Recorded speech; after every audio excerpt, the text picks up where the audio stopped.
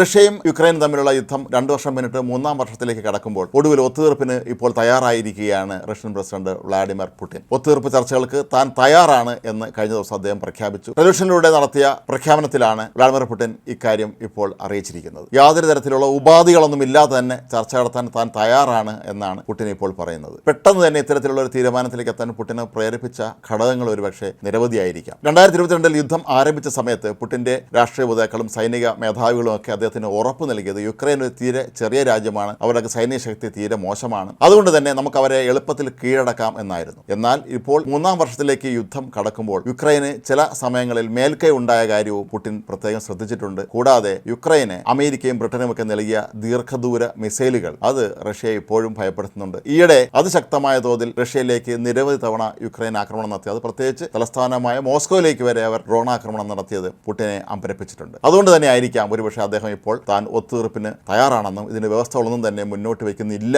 എന്നും പ്രഖ്യാപിച്ചിരിക്കുന്നത്. താൽക്കാലികമായ ഒരു വെടിനിർത്തലല്ല, ശാശ്വതമായ വെടിനിർത്തലാണ് താൻ ആഗ്രഹിക്കുന്നത് എന്നാണ് പുടിൻ പറയുന്നത്. താൽക്കാലികമായ വെടിനിർത്തൽ ഉണ്ടായാൽ വീണ്ടും യുക്രൈൻ ആയുധ സംഭരണം നടത്തുമെന്നും റഷ്യയ്ക്ക് നേരെ യുദ്ധത്തിന് വരുമെന്നും പുടിൻ സംശയം പ്രകടിപ്പിക്കുകയും ചെയ്തു. അതുകൊണ്ട് ഇതിനൊരു എന്നേക്കുമായിട്ടുള്ള ഒരു പ്രശ്നപരിഹാരമാണ് ഇപ്പോൾ താൻ ആഗ്രഹിക്കുന്നതെന്നാണ് പുടിൻ പറയുന്നത്.